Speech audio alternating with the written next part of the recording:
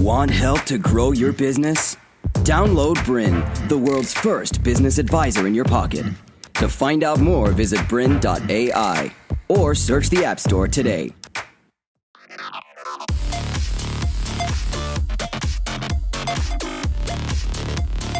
Hello and welcome to Teach Me Tech.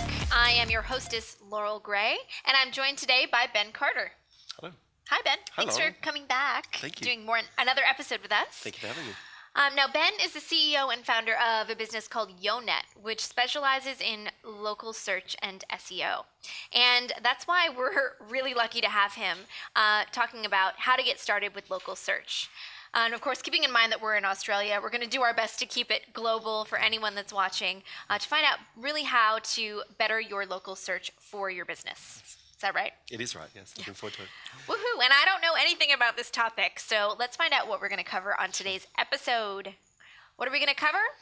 First of all, what is local search? What is a NAPW? I'm glad we're covering that. I have no clue. Consistency matters, or why consistency matters. Handling duplicate citations, and hopefully we're going to find out what a citation is. Citation software to save you time. Tracking your work. What are niche citations? Ooh, interesting. Using Open Site Explorer.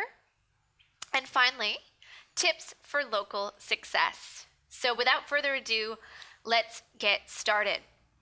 Now, for those of you who are very used to watching Teach Me Tech, you know that we have quite a strict format where we usually have got a tech tool that we load up on the screen and we give some kind of overview around the tool and then a full demonstration of how you can get set up and started with the tool in about 45 minutes. Yeah. Now, unfortunately today, we're not following that exact pattern. So Ben's going to be sharing with us a couple of different tools that we can use to really optimize our local search, but there's no just one unique tool that we can use. Is that right? Yeah, it's a bit of a rabbit warren, unfortunately. You've got to dig around in a few different places. Yeah. So if there's somebody watching, do they have to have their website open, like the actual back end of their website, and have access to that? Or it's something that they can just have their web browser open? Oh, for going through these processes? Yeah. Look, you'll need to make some modifications to your website along the way, but by and large, this is off-site work.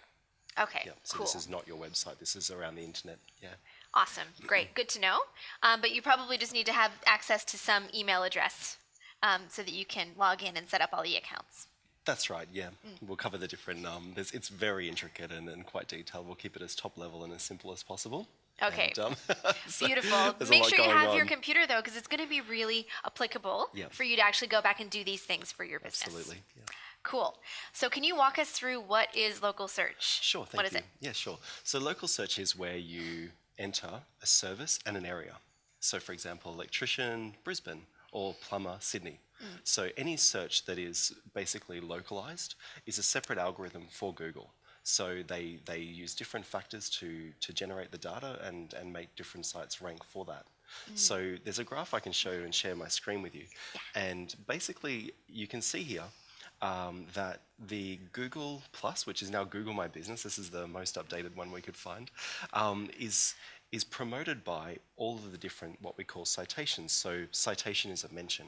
So you can see here that we have Apple Maps, we have Facebook, we have Yelp, Twitter. Some of these products don't exist in the Australian market, but are absolutely huge in the American market. You can also see there's an interplay between the different brands. So, for example, Factual is actually what they call a data warehouse. Information from Factual pushes to not only local search, but also your GPS. So sometimes people ignore those places in their pursuit of being strong online, but they're actually missing and inconvenience their customers as well. So local search is about being found online, but also making it very convenient for your customers to find your location. Yeah. Okay, interesting. Now, I mean, you obviously are saying location, and we're talking about local search. But can I ask a dumb question? Please. Does that mean that when you're doing this process, that the person has got to have like a Google Maps listing set up and a physical location to make the most out of this process? Yes and no. It does depend on the competition. So it's like with all search engine optimization, there's so many variables involved. But definitely what I can say is that bricks and mortar businesses perform very well. If you have a physical address and a local phone number, that's really where it's at. If you're an electrician and you work from home, your base is from home, you can have what's called a service area. Ah, okay. As you go through the websites to set this up, you just have to be mindful that some do and some don't allow for the address not to be listed. Okay, got it. So that's something to really take into consideration as you're watching this. And we've got another video on Google My Business as well, which is helpful. But make sure that you sort of do some consulting around which option works best for your business. Yes. Can I ask another second question? Is that Please. okay? Here to help, yeah. I'm just curious as well, because I know when I first moved to Australia, I had this problem that I didn't have an office, and I didn't have a lot of cash when I first moved here to just start paying rent. So I used a serviced office. And I'm sure there are a lot of you out there that are consultants, or you have a small business that you're setting up, and you might use a shared office space or a serviced office. Yes. Is it possible to set all of this up using that for your business, or are there pros and cons? Definitely cons. Yeah, I mean, one of the pros is that you if you don't have an option, you'd set it up so that if someone searched your name, you would be found. But the likelihood of using such a cluttered address to rank for something competitive is very, very unlikely. We'll go into the need for consistency a little bit later, and being in a serviced office environment, which we spoke about at the time, it's fraught with danger. Yeah, it's certainly a difficult area to get out there and visible in competitive keywords. Okay. Yeah. Does that help? Yeah, that does help. I'm even thinking like the office I'm in is in quite not a big building, but there are a lot of offices with maps listings in the building. So it's something to consider. Look, advanced businesses do a thing called Google Indoor, where they can actually segment out the internal space of the building. And you see it in larger Westfield centres or big shopping centres around the world, where you can pinpoint all the different, they actually overlay the map of the store into Google, and that's the most short way to do it. But this is, not very typical thing we run into in our day. It's most of our businesses are local electricians and plumbers and those sort of things. So you start with a nice hard one early, Laurel. Yeah. Well, I'm sorry, I had to ask that question just because people ask me that a lot as well. For sure. Very common in big cities.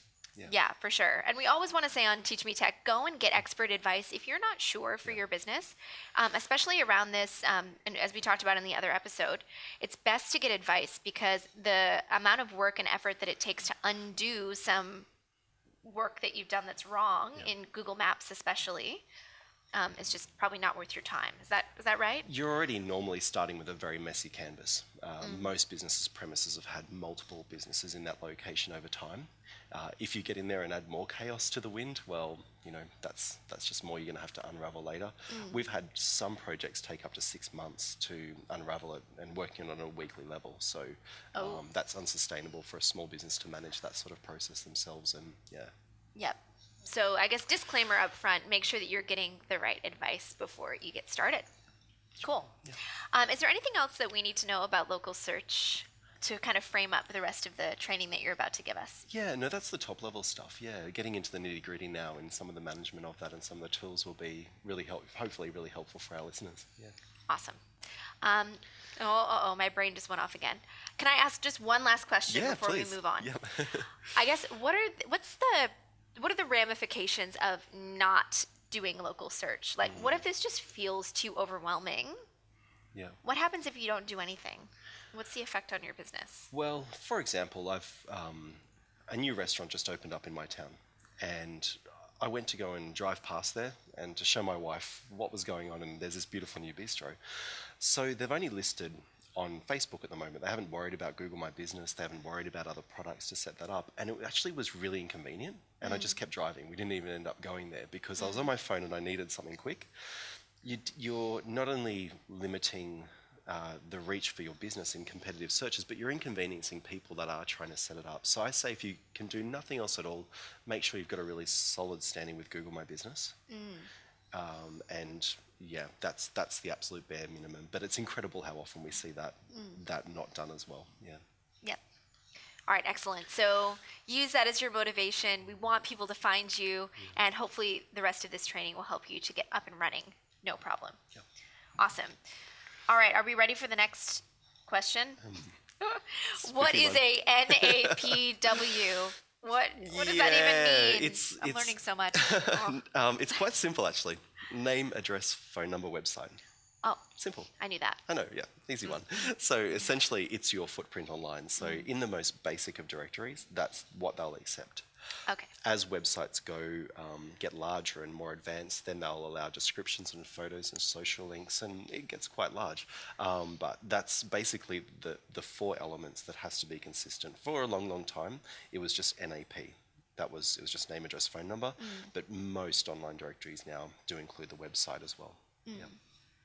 Okay, so you have to, I guess what you're saying is make that all extremely consistent between everything. Absolutely. So I guess in Australia we apply PTY Ltd at the end of most incorporated company names. So is that kind of what you mean? Like, let's say it was Laurel's business, used just calling it Laurel's business, and then Laurel's Business Proprietary Limited. You mean you want to keep that consistent in all of your listings? Yeah. Well, it's going to be Laurel's Awesome Business. Laurel's Awesome Business. Of course. And I wouldn't put the PTY Ltd on the end of it. I do see that as a common mistake, and it's not something that's supported across all sites, and it's certainly something that can look messy. In my opinion, it doesn't add any value to the entire landscape, so we don't recommend using it. Yeah. Okay. All right. That's. To continue enjoying this presentation, download BRiN, the world's first business advisor in your pocket. To find out more, visit BRiN.ai or search the App Store today.